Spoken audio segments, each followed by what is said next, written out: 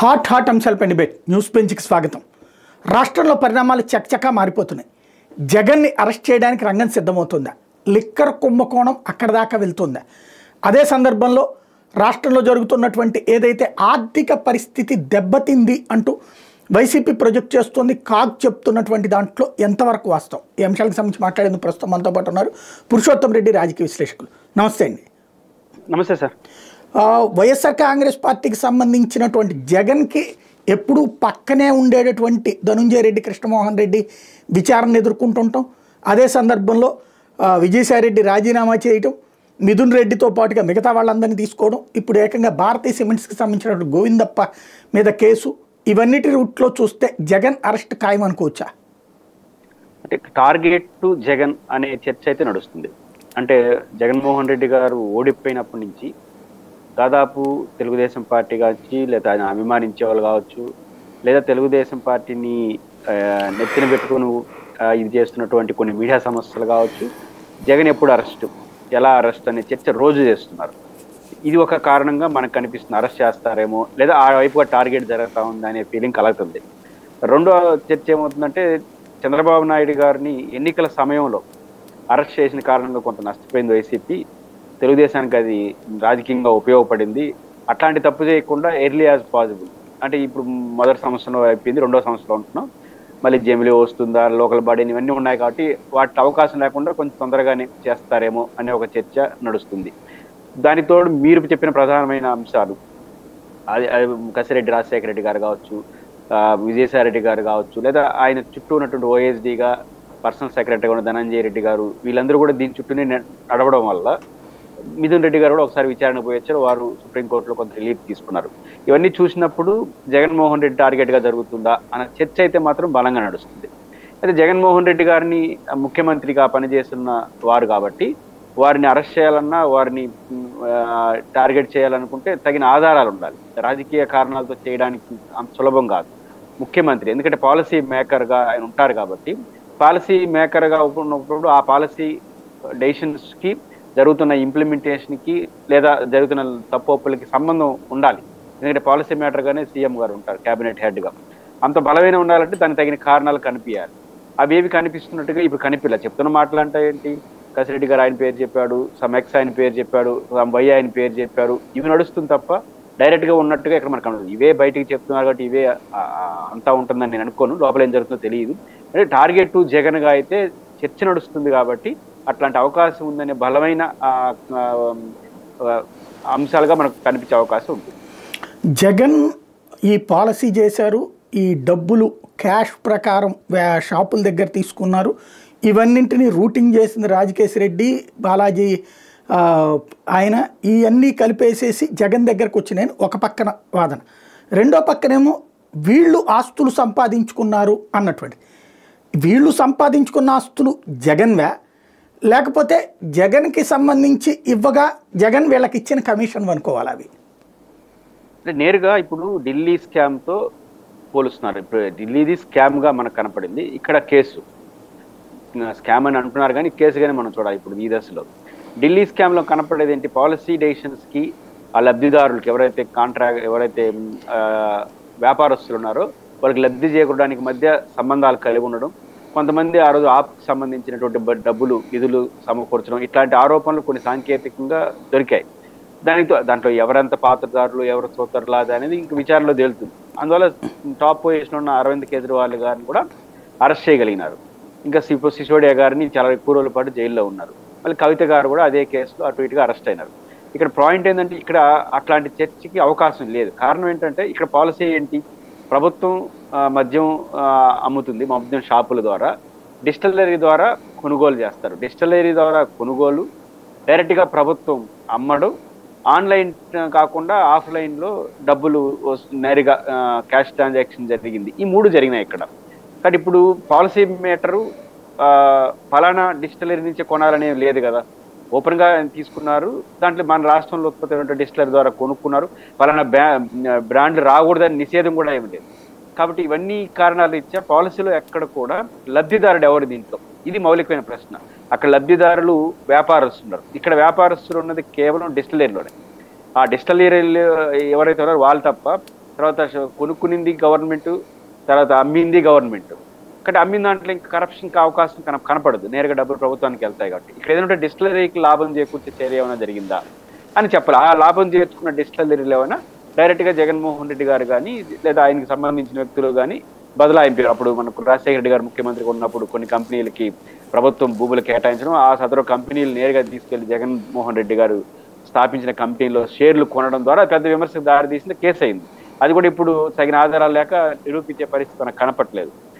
అందుకని చూసినప్పుడు ఇక్కడ డిస్టిలరీకి లాభం చేకూర్చే విధంగా ప్రభుత్వం ఏమైనా డెసిషన్ తీసుకుందా, ఆ డెసిషన్ వాళ్ళకి మాత్రం లాభం చేకూరింది అనేది మనకు కనపట్లేదు. ఎవరు ప్రభుత్వం ఎస్టాబ్లిష్ చేయటం ఎంతవరకు ఏం చేస్తున్నారు, ఆ డబ్బులు వీళ్ళకి ఆ డిస్టిలరీలకి ఈ ప్రభుత్వానికి క్రమంలో వచ్చినటువంటి డబ్బులు సమ్ XYZ తీసుకున్నారు.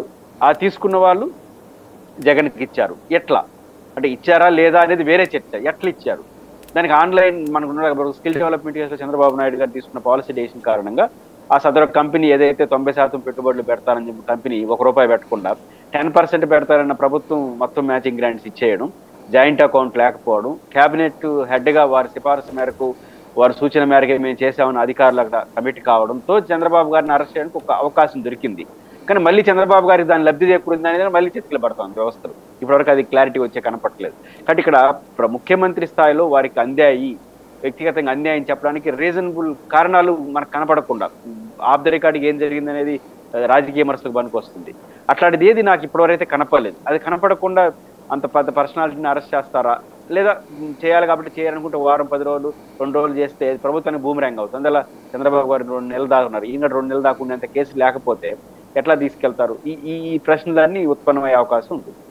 ఓ పక్కన డిస్టిలరీలేమో లంచాలు ఇచ్చినవి జగన్కి అని చెప్తున్నారు, రెండో పక్కన అదే డిస్టిలరీల మీద కేసు పెట్టారు. ఎలా చూడాలి ఇది?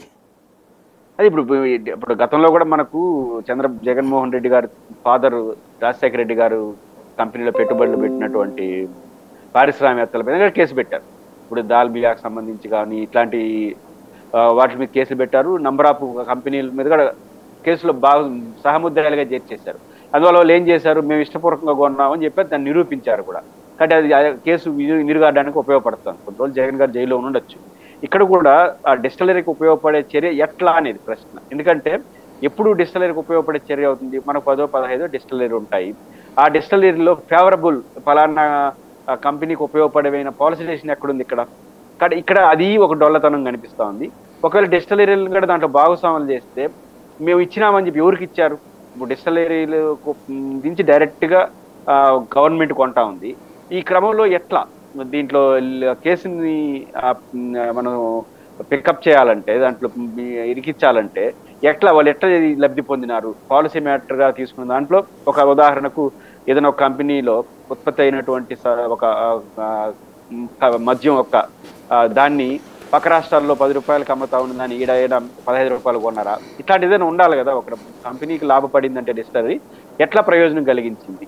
ప్రభుత్వం ఇంకొండోది రేట్లు ఎక్కువ పెట్టారు. ఇక్కడ రేట్లు ఎక్కువ ఎందుకు పెట్టారు? ప్రభుత్వమే పాలసీగా రేట్లు పెంచేసింది. ఇక్కడ అమ్మారు కదా. అక్కడ ఉదాహరణకు డిస్టిలరీకి ₹10 అయిన దాన్ని ₹15 కొని ఇక్కడ ₹10 అమ్మలేదు. ఇక్కడ ఇంకా ₹2 ఎక్కువ వేసి అమ్మారు. ఎక్కువ రేట్లు పెడితే షాక్ కొట్టినట్టు అవుతుంది, అప్పుడు కొనరనే పాలసీని ఆయన చెప్పుకొచ్చాడు. అది సక్సెస్ కాదు, బట్ అది ఒక వాస్తవం. కాబట్టి ఇవన్నీ ఉన్నాయి కాబట్టి ఎక్కడ లింకు నాకైతే కుదరలేదు. వాళ్ళ దగ్గర ఏమున్నాయో తెలియదు, కానీ ఆ లింక్ కుదరలేదు కాబట్టి అంత సులభమా అనిపిస్తుంది.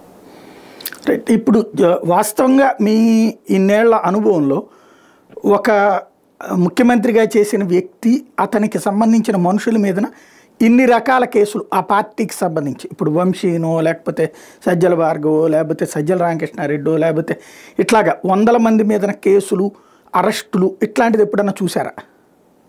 కొంచెం ఆ మోతాదు ఎక్కువైనా రెండో కేసు కనిపిస్తుంది మనకు.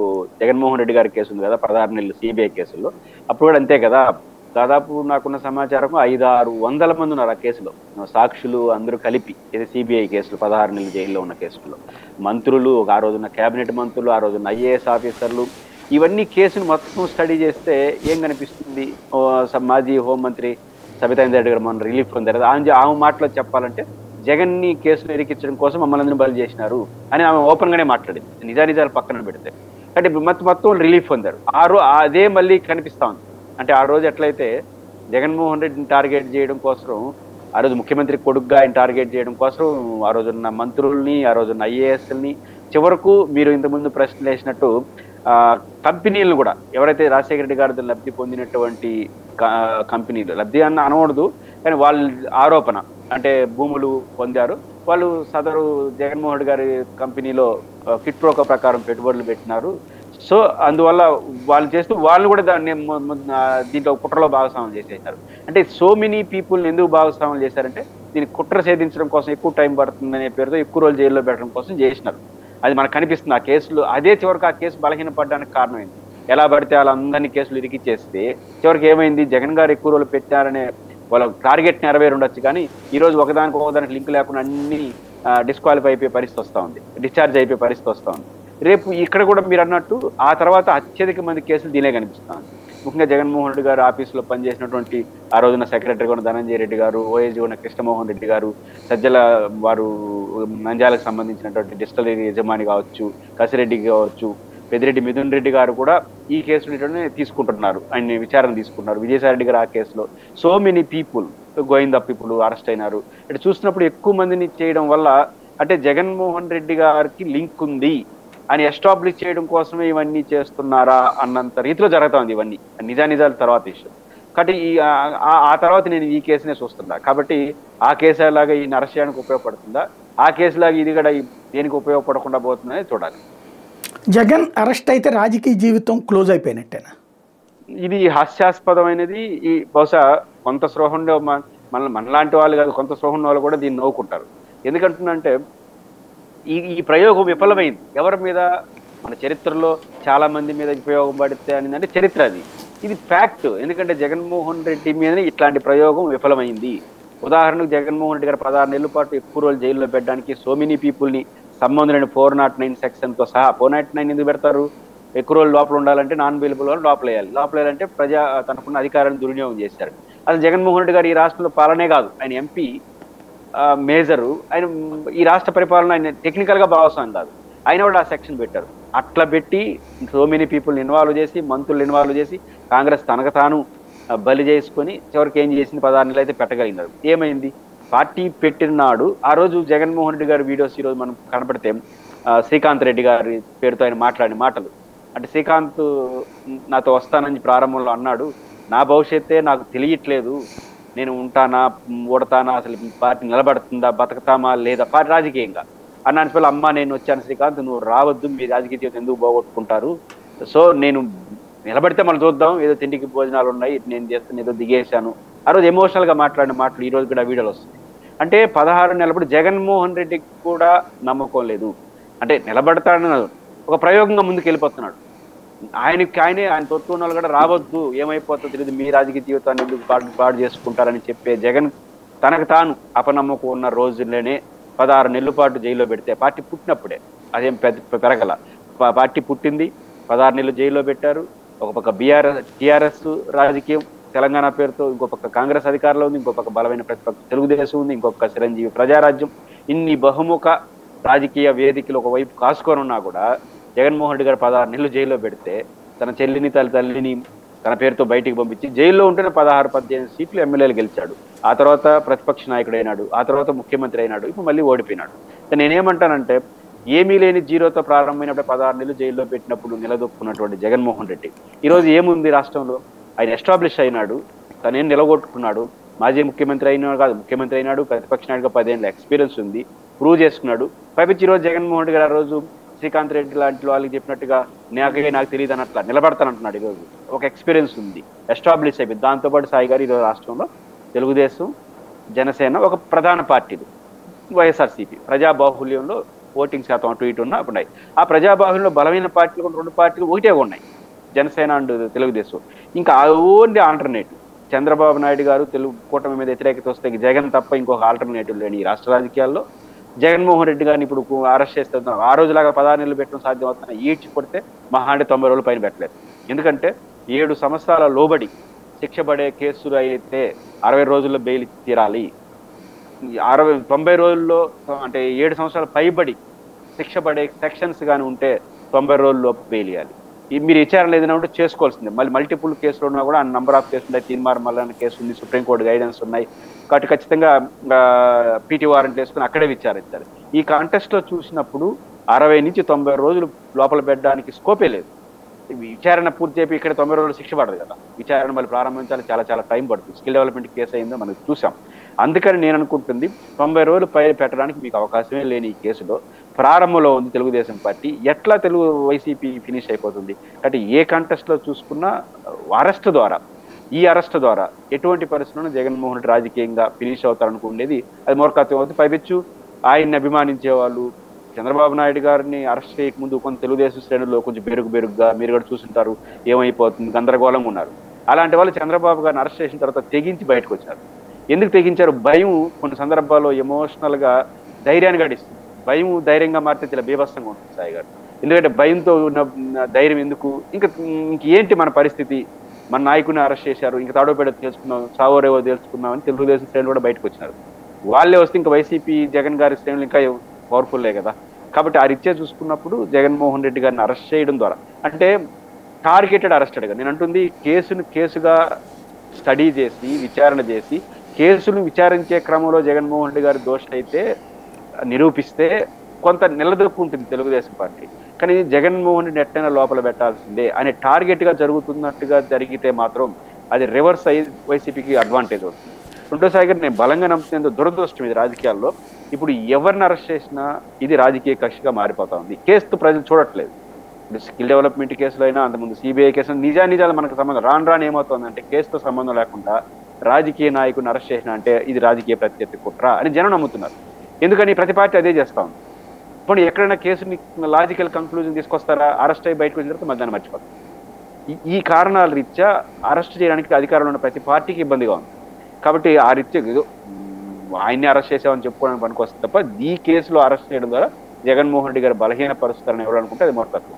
అంటే ఇక్కడ గతానికి ఇప్పటికి తేడా ఏంటంటే అప్పట్లో ఆయన ఫ్రెష్ ప్లస్ తను పార్టీ పెట్టబోతున్నాడు ఏదో చేస్తారు అన్నటువంటి, తను ముఖ్యమంత్రి అయ్యాడు. ఆ తర్వాత గెలిచి ముఖ్యమంత్రి అయిన తర్వాత ఆయన పరిపాలన చూశాక ఇంత దారుణమైనటువంటి ఓటమి, ఎస్పెషల్లీ సంక్షేమ పథకాలు 2.5 లక్షల కోట్ల రూపాయలు ఇచ్చాక ఇంత దారుణ ఓటమి, ఆ తర్వాత ఇంతమంది నాయకులు బయటికి పోతూ ఉండటం, అంటే ఇక జగన్ మీద సొంత పార్టీ వాళ్ళకే నమ్మకం లేనప్పుడు జనం ఎలా నమ్ముతారు? అంటే ఎన్నికల్లో 24లో మీరు అన్నట్టు జనం మొత్తానికి నమ్మకం లేదనే ప్రశ్న ఉత్పన్నం కాదు. ఎందుకంటే 40% ఓట్లు వచ్చినాయి, ఆయనకి వేయాల్సిన వాళ్ళు వేశారు. కొన్ని సెక్షన్స్కి ఆయన దూరమైనాడు. అది ఉదాహరణకు చదువుకున్న వాళ్ళు, నిరుద్యోగులు, అర్బన్ ఓరియంటెడ్ అంటే పట్టణ స్వభావం కలిగినటువంటి జనం. అంటే అటువంటి పట్టణ స్వభావం అంటే కేవలం తిరుపతిలో ఉండేవారు, తిరుపతి ఆనుకొని ఉండేవారు కూడా స్వభావం నేచర్ ఆఫ్ యాటిట్యూడ్ ఉండేటువంటి పట్టణ అర్బన్ యాటిట్యూడ్ ఉన్న ఓటర్స్, చదువుకున్న వాళ్ళు, నిరుద్యోగులు, ఉద్యోగులు మరియు వైఎస్ఆర్సీపీ క్యాడరు, సొంత మనుషులు తీవ్రమైనటువంటి అసహనంతో వ్యతిరేకంగా ఓటేసిన మాట వాస్తవం. ఇది లేకుండా ఉంటే గెలిచిపోయింటాడుగా. అంటే 40% ఓట్లు వచ్చినాయి, ఇంకొక 7% ఓట్లు అటు ఇటు తాడా వచ్చింటే మళ్ళీ జగన్ గెలుచుంటాడు కదా. ఆ 7% దీనిలో కనపట్లేదా మనకు? అర్బన్ ఓరియంటేషన్ కావచ్చు, ఉద్యోగులు కావచ్చు, నిరుద్యోగులు కావచ్చు. అంటే వాళ్ళు ఇప్పుడు ఇంకా బాగా అభివృద్ధి చెందుతోంది, రాష్ట్రం పరుగులు పెడుతోందని కదా వాళ్ళందరూ. అక్కడ నేను అనుకోవట్లేదు. ఆ పాయింట్ లోని మనకు వచ్చినప్పుడు ఉదాహరణకు వైసీపీ సొంత కార్యకర్తలు మనం కూడా దగ్గరగా చూస్తున్నాం. వైసీపీ సొంత కార్యకర్తలు జగన్ పట్ల తీవ్ర వ్యతిరేకతతో ఓటేసిన మాట వాస్తవం. ఎందుకు? ఇక్కడ ఎమ్మెల్యే వ్యవహార శైలి మాకు జగన్కి అనుబంధం లేకపోతుంది, మమ్మల్ని పట్టించుకోవట్లేదని తీవ్ర అసంతృప్తి సొంత కేడర్లో, ముఖ్యంగా కమ్యూనిటీగా కొంచెం బండగా మాట్లాడుకుంటే రెడ్డి కమ్యూనిటీలో బలంగా వచ్చింది. ఇప్పుడు ఏమనుకుంటున్నారు, నేను చూసినంత మేరకు అధికారంకి వస్తాడా, అధికారంలో ఉంటాడు, మనకి ఏమవుతుందో తర్వాత కానీ ఆయన కూర్చుంటే మనకు గౌరవంగా ఉంటామనే పరిస్థితి ఈ క్యాస్ట్ అయితే వచ్చింది. నేను నమ్ముతున్నాను నాకున్న పరిశీలన మేరకు ఈ 10 నెలల్లో తెలుగుదేశం పార్టీ వాళ్ళు వ్యవహరించిన తీరు వల్ల, ఇంకేమో కొట్టేసి చంపేసేం కాదు. కాబట్టి అట్లాంటి వల్ల ఆ కమ్యూనిటీలో మార్పు నేనైతే చూస్తున్నాను. నిరుద్యోగులు, ఉద్యోగులు ఎట్లా సాటిస్ఫై అవుతారు? ఒకటి వ్యక్తిగతంగా సాయి గారు నేను బలంగా నమ్ముతాను, ఒక మనిషి వ్యక్తిగతంగా స్వార్థపరుడు, సామూహికంగా దేశభక్తి ఉంటుంది, సామూహికంగా దేశభక్తి సమాజహితం ఉంటుంది. పర్సనల్కి వచ్చేసరికి అత్యంత స్వార్థపరుడుగా మనిషి ఆలోచించడం అనేది నేను గమనించినంత మేరకు. ఇప్పుడు ఉద్యోగస్తుడైనా నిరుద్యోగులైనా ఎవరైనా ఏంటి అతని స్వార్థం? నిరుద్యోగం అనేది బ్రాడ్ అనుకోండి, పక్కన పెడతాం. ఉద్యోగస్తులు ఆడ అమరావతి కడుతున్నారు, ఆడ ఇది కడుతున్నారు, ఇవేమి పనిచేయవు. నేను ఈ గవర్నమెంట్ అధికారికి వచ్చి 1 year పూర్తవుతుంది, ఇంకా ఒక డిఏ ఇవ్వాల, ఒక డిఏ ఇలా ఇప్పుడు ఒక 2 DAలు అమలు అయినాయి సాయి గారు. ఒకటి ఈ 2 DAలు జగన్ ఇచ్చినట్టు మార్చిలో పోతా డిఏ ఒకటి ఆయన అమలు చేసి ఇంకో డిఏని జూన్ నుంచి అమలు అవుతుందని నోటిఫికేషన్ ఇచ్చేసి వెళ్ళిపోయినాడు. అది అమలైంది తప్ప ఒక్కటి కూడా కొత్తగా డిఏ అమలు కాల ఈ 1 yearలో. ఎట్లా సాటిస్ఫై అవుతారు? పోనీ జగన్మోహన్ రెడ్డి గారు చూపించిన ఓపీఎస్ స్థానంలో జీపీఎస్ తీసుకొచ్చాడు. నేను ఓపీఎస్ చేయలేను, నన్ను అర్థం చేసుకోనని జీపీఎస్ తీసుకొచ్చి ఒక ధైర్యం చేసినాడు. ఆ రోజు విమర్శలు గురై. మరి మనం ఏంటి పరిస్థితి? ఈరోజు ఓపీఎస్ లేదు, జీపీఎస్ లేదు, ఇది దానికి సంగతి లేదు, రద్దు చేసి పడేశారు. కొన్ని జగన్మోహన్ రెడ్డి గారు పీఆర్సీ కమిటీ వేసినాడు. మీరు పీఆర్సీ అయిపోయిన ఐఆర్ ఇవ్వాలిగా. ఐఆర్ లేదు, పీఆర్సీ లేదు, కమిటీ లేదు, ఓపీఎస్ జీపీఎస్ లేదు. ఎక్కడ సాటిస్ఫై అవుతారు ఉద్యోగస్తులు? 10 నెలలు అయింది కాబట్టి ఇప్పుడు గొడవ జరగకపోవచ్చు.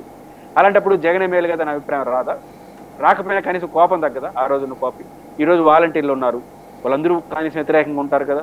గ్రామ సచివాలయ సిబ్బంది తెలుగుదేశం వస్తే మనకి ఈ బంధాలు నుంచి తప్పించేస్తారు అని 70% పర్మనెంట్ సిబ్బంది వ్యతిరేకంగా కొట్టేశారు జగన్కి. నేను గమనించినంత మేరకు వస్తే చంద్రబాబు నాయుడు ఈ సచివాలయం మీద కోపంతో, జగన్ మీద కోపంతో దాన్ని ప్రభుత్వంలో కలిపేస్తాడు, రెవెన్యూలో కలిపేస్తాడు భావించారు. చివరికి ఏంది వాలంటీర్ పని కూడా వాళ్ళకి పెట్టారు.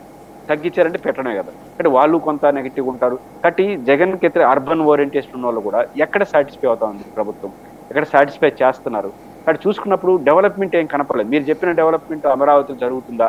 జరగచ్చేమో. పరిశ్రమలు వస్తాయి, ఎప్పుడు 2 ఏళ్ళకో 3 ఏళ్ళకో రావచ్చు. అది మెటీరియల్ అయ్యి ప్రజలకు అందేలా టైం పడుతుంది. జరిగితే, జరగకపోతే ఇంకేమీ లేదు. కాబట్టి ఏ సెక్షన్స్ అయితే జగన్ని బండగా వ్యతిరేకించారో ఆ సెక్షన్స్, ఆ వ్యతిరేకత ఈ రోజు లేదంటున్నాను. వెంటనే వాళ్ళందరూ జగన్ వైపు మరిపోయారు. నేను ఒక కమ్యూనిటీ మాత్రం మారిందని నమ్ముతున్నాను. ఒక ఆయన సొంత కమ్యూనిటీ కావచ్చు, క్యాడర్ కావచ్చు మారారు. కానీ అదర్ దెన్ పీపుల్ ఒక చిన్న అసంతృప్తి, చిన్న రియలైజేషన్ అయితే స్టార్ట్ అయింది. ఆ రియలైజేషన్ ని సాటిస్ఫై చేసి కంట్రోల్ చేసి తన వైపు తిప్పుకుంటారా, లేదా జగన్ వైపే మళ్ళీ చేస్తారా అని చూసినప్పుడు ఇదంతా ఫైనాన్స్ ప్రయోజనాలు. నేను చెప్పిన సెక్షన్స్ అంతా ఆర్థిక ప్రయోజనాలు సాయి గారు. ఆర్థిక ప్రయోజనాలు టచ్ చేస్తే ₹1,00,00,000, ఒక డిఏ టచ్ చేస్తే ₹1,00,00,000, పీఆర్సీ ఇస్తే ₹100,00,00,000 పరిస్థితి మనం చూస్తున్నాం ఫైనాన్స్ సిచ్యువేషన్. కానీ ఈ కంటెస్ట్ లో చూసుకున్నప్పుడు ఆ రోజు జగన్కి వ్యతిరేకంగా ఓటేసిన వాళ్ళు ఈ రోజు అంతో ఇంత తగ్గారు. ఒక 7% అటు ఇటు మారితే ఫలితం మారిపోతుంది.